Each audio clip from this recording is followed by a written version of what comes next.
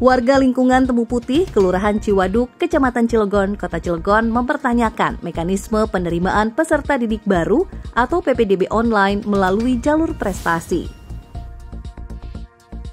Hal tersebut disampaikan warga saat menghadiri reses masa persidangan ke-1 tahun sidang 2023-2024 yang digelar anggota DPRD Provinsi Banten, daerah pemilihan Kota Cilegon Ida Farida Arif, di lingkungan Temu Putih, Kelurahan Ciwaduk, Kecamatan Cilegon, Kota Cilegon, pada Kamis 9 November 2023. Wiji, warga lingkungan Temu Putih saat sesi tanya jawab mengatakan bahwa dirinya pernah memiliki pengalaman kurang menyenangkan saat pelaksanaan PPDB 2023 beberapa waktu lalu.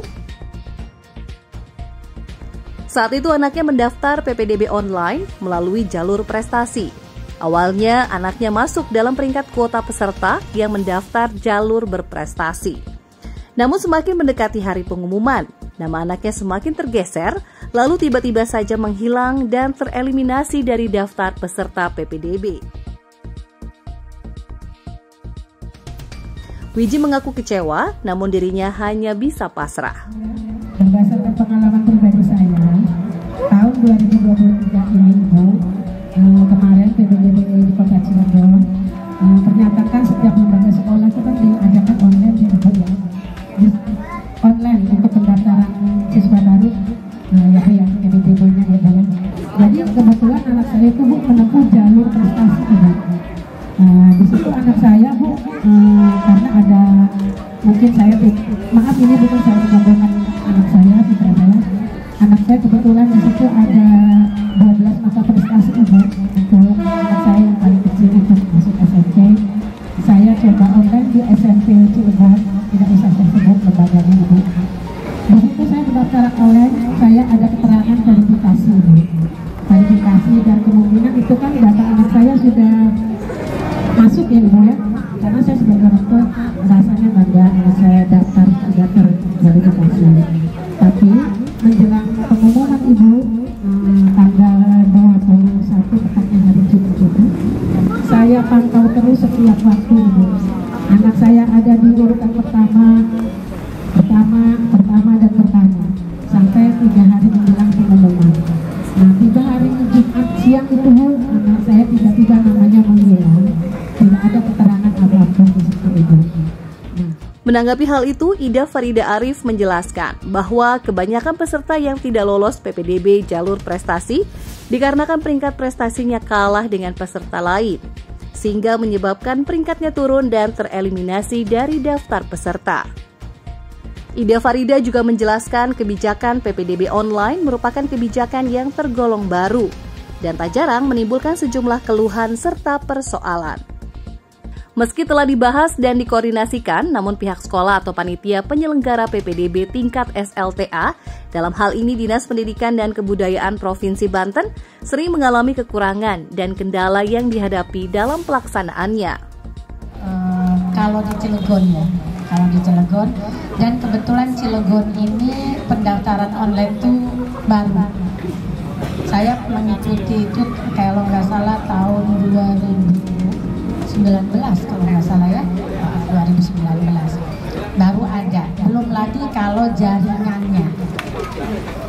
Selain itu, anggota fraksi Partai Gerindra ini juga menyatakan bahwa antusias masyarakat Kota Cilegon menyekolahkan anaknya ke SMA negeri sangat tinggi. Sementara jumlah SMA negeri di Kota Cilegon hanya ada 5 sekolah.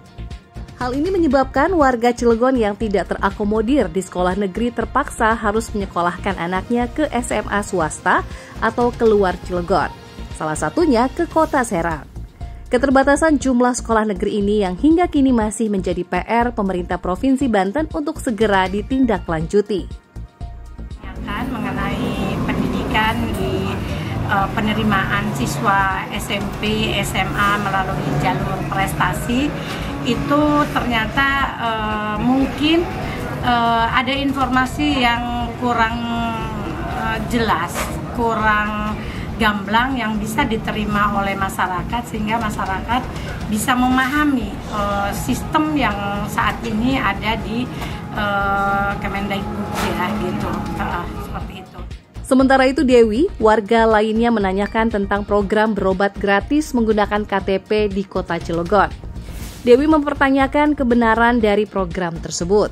Sebab menurut Dewi, baik dia maupun masyarakat lainnya masih ragu dengan kebenaran informasi tersebut. Masalah pendidikan loh Pak, ini kebanyakan murid-murid pada dapat duit. Terus yang nggak dapat itu pada nanya dari mana, dari siapa itu tukip buat itu dari mana gitu. Soalnya ada yang maaf ngomong ya, ada yang mampu kok dapat, yang nggak mampu kok tidak dapat. Menjawab pertanyaan tersebut, Ida Farida Arif yang duduk di Komisi 3 DPRD Banten menjelaskan bahwa pemerintah Kota Cilegon memang memiliki program berobat gratis hanya menggunakan KTP. Kalau di Cilegon ini seperti yang diuraikan tadi bahwa tidak memiliki BPJS pun bisa menggunakan KTP saat masyarakat membutuhkan pertolongan rumah sakit, baik itu di klinik maupun di UGD ya. Di akhir paparannya, Ida menjelaskan bahwa dirinya sengaja menggelar reses di lingkungan Temu Putih karena ingin mendengarkan aspirasi warga Temu Putih yang merupakan tempat tinggalnya sejak kecil. Ida mengaku bangga menjadi bagian dari warga Temu Putih. Untuk itu, dia berjanji akan berupaya menindaklanjuti aspirasi yang disampaikan warga Temu Putih kepada pemerintah daerah sesuai kewenangannya sebagai wakil rakyat. Karena saya memang selalu menekankan bahwa saya ini orang Temu Putih, lahir dan besar, insya Allah kembali pun ke Temu Putih. Selama ini pun kalau saya ditanya di luaran, saya akan ngaku orang Temu Putih, saya bangga menjadi orang Temu Putih.